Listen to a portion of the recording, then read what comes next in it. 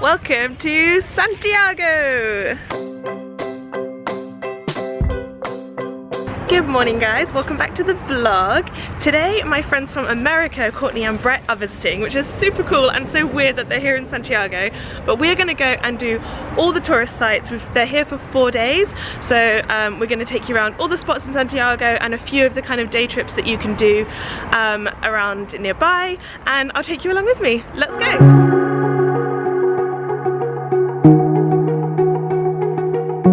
We're just wandering all around Providencia, which is the area that we're living in right now, although we actually move in like 2 days time, and it's super cute. There's so many really nice little restaurants and like bunting and antiquing, really cute stuff. And then all the shops are in kind of a grid system, and then there's all these little alleyways, like alcoves, with other restaurants and other shops in, and they're super adorable. Loads of like hidden garden terraces to have coffee, so definitely an area worth just wandering around in the daytime if you're looking for something to do.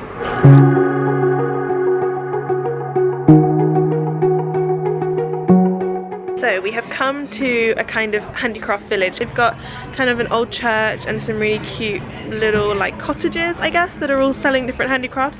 Apparently you have to negotiate to about 50, 60, 70% of the price of what they say. So we'll see how we go, but I'm definitely looking for maybe some alpaca gloves. All my friends at home want me to bring them back for them, so we'll see what we can find. I think this is quite a good kind of, it's not fully indoors, so it's not perfect for a rainy day, but like an overcast day kind of activity. I found a whole gallery that's pretty much dedicated to I have this thing with doors. Look! Is this an Instagram gallery? So cool. And there's a little bonsai tree garden. It's so cute! This place is an extremely weird combination of stuff, don't you think? It's like historical artifacts, a church, and then there's some like really fancy high quality jewelry, and then some really like grimy little shops just with like tacky hats in, and then a bonsai garden, which makes perfect sense. So we are done with the stoppage. Now we're going out to a reasonably fancy restaurant, which I think is kind of cultural Chilean. Oh, wow. So is he gonna time this and then stop? Yeah, so then they go around and ask for money. It's like busking. And like at every different light they have a different kind of gymnast or cheerleaders or busking. It's super cool. You like never quite know what you're gonna get at the traffic lights.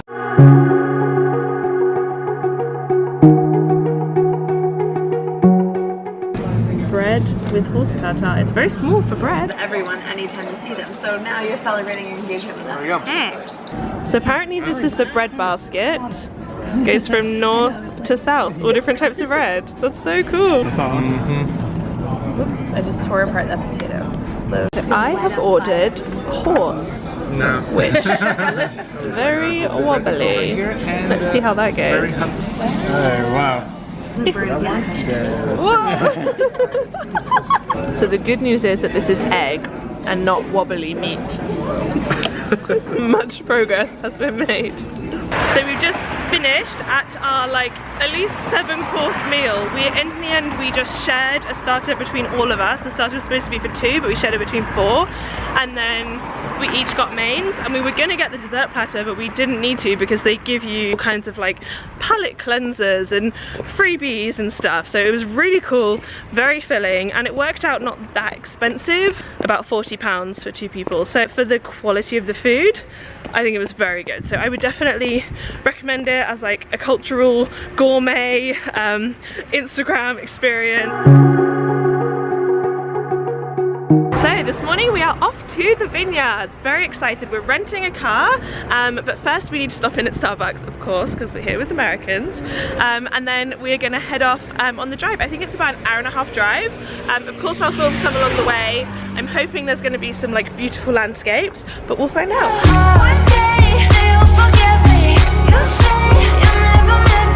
So we have arrived at the winery. It's really cute because it's just kind of a husband and wife team who started it all up, and we're going to go on the tour. We've come at exactly the right time apparently, because today they are doing the harvest, so we can actually see kind of how they make it straight off the vine. So apparently by the end of the harvest this whole place will be full of wine, which is pretty cool. They've got a long way to go. So this is before alcohol, this is just grape juice. Just grape juice. Super sweet, right? It's good. I would drink this. So we've come to have a look at the herb garden, taste some bits. To decorate the salads, but this is actually is a salad green in it. So the cool thing about coming to a really small winery is you get to kind of hear the story of the person who founded it. So it's still just a husband and wife who own it with a small team. Everything is done by hand. They like hand pump all the wine, and he actually started it just with a few vines in his garden. Instead of a lawn, he planted vines, which is crazy. And yeah, now it's just grown into this whole company. They do just a few shipping containers a year of wine in Chile and all over the world, but I think they don't want to grow much bigger than that. They really like just being able to hand do everything, and he does the mix himself of all the different grapes before it goes to the bottling plant. Yeah, super cool to come and get like a hands-on experience with someone who's really passionate about it rather than a big company. Ooh, it smells fresh. How's your classy winery experience going, Ed?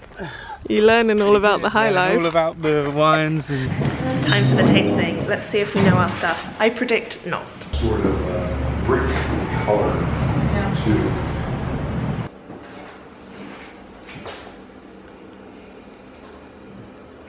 '29 Cabernet, but shuffle these a little. I feel like you're the kind of person who wouldn't shuffle them at all. That's a double bluff.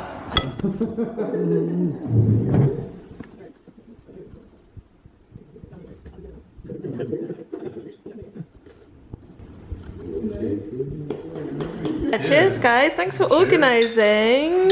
university was just bad.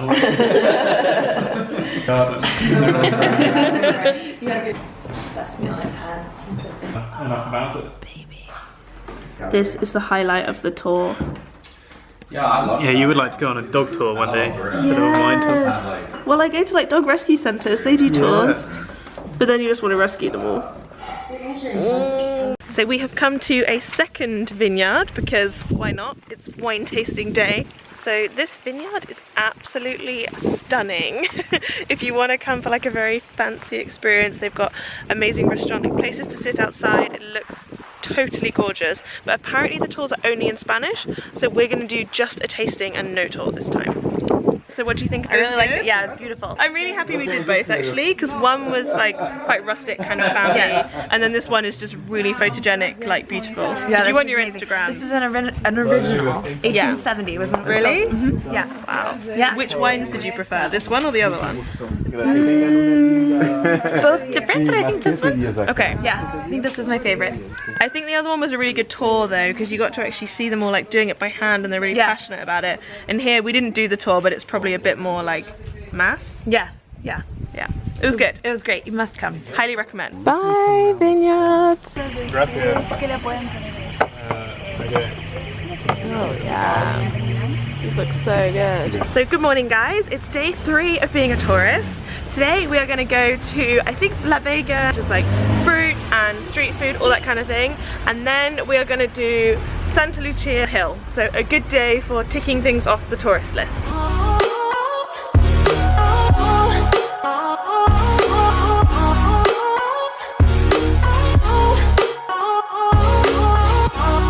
Of course we've had to come to our favourite pizza spot. So good. Alright, we found the flower market. It's just behind Spiky Building. Here we go. These amazing constructions, they're so cool.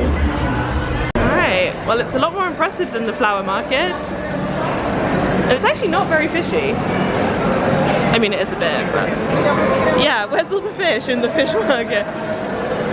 It's just all the tourist stuff. These guys. You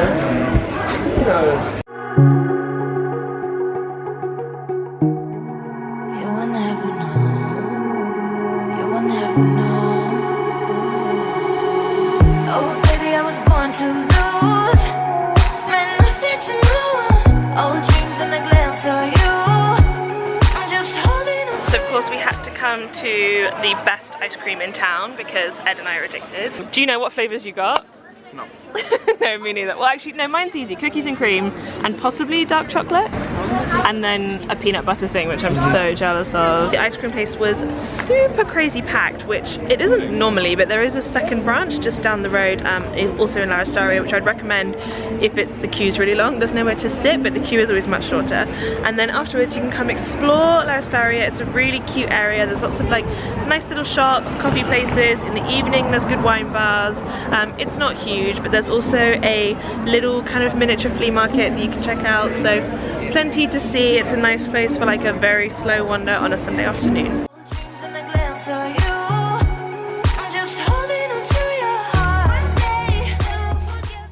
Always a stray dog, even at the top of this. I love it. What do we think of Santa Lucia? Oh, it's great. I think actually, at the top. yeah, the best. Crowded. Very crowded. Definitely not a good spot to propose if you were planning some like romantic rooftop. Not a good spot. Don't Just sit there. packed. But I think actually my favorite bit is down the bottom, like the fountain, very Italian feeling, good for photos. And you should probably go to the top when you're here, but it's better at the bottom. So next on the bizarrely varied tour, we have come to the kind of urban version. We have got massive skate park, rap battles happening. How cool is that? I don't think I've ever seen a real life rap battle. This one is Tipamme from Alta de Catapla to Mountain. The one have 6 floors. Mountain, altitude, and Wow, yeah, good choices, guys. So we have arrived in Valparaiso. Ed and I have been before, but today we've brought Courtney and Brett so that we can have a proper look around. I didn't bring my camera last time, so I'm glad that we're back. We just had a horribly disappointing sandwich with a very beautiful view. And now we're gonna go and explore all the winding graffiti streets. So there's a few of these little like winding streets where you can go along and look at the view. There's normally some kind of artisans selling stuff. Good space for photos. So really the best thing to do in Valparaiso is just to wander around and see what you come across. There's loads of really nice restaurants, coffee shops, but mostly of course the brightly coloured houses. So just throw away the map, it doesn't make any sense anyway, and just go for a wander. The essential Valparaiso tradition. So this street, all the houses are made out of kind of recycled corrugated metal, and then even down here they've got some more upcycled stuff like bathtubs for flowers. In Fauna, the most popular one, you can sit on the balcony there. You get a kind of 360 view, but you must reserve.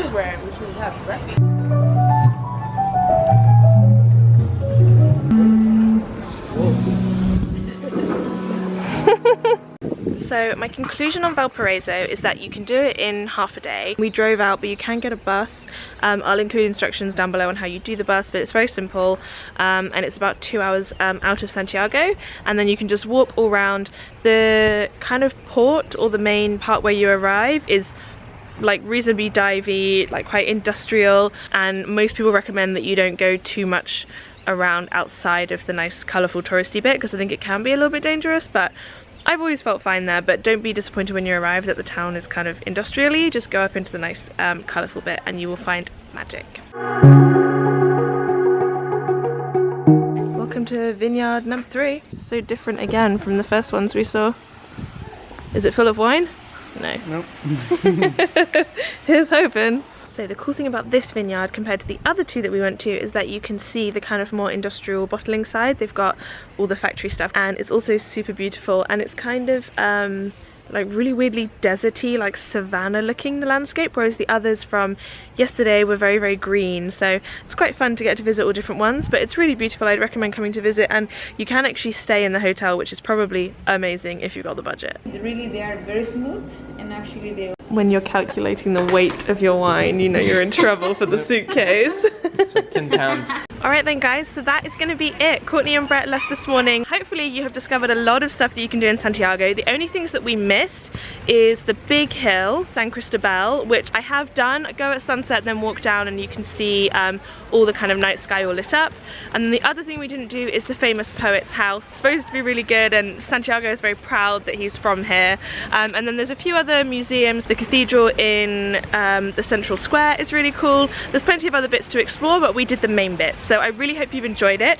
Of course, don't forget to subscribe. My next video is going to be from the Bolivian salt flats, which is a serious bucket list for me. So definitely subscribe to that one. It's going to be incredible. I'll see you guys next week. Bye!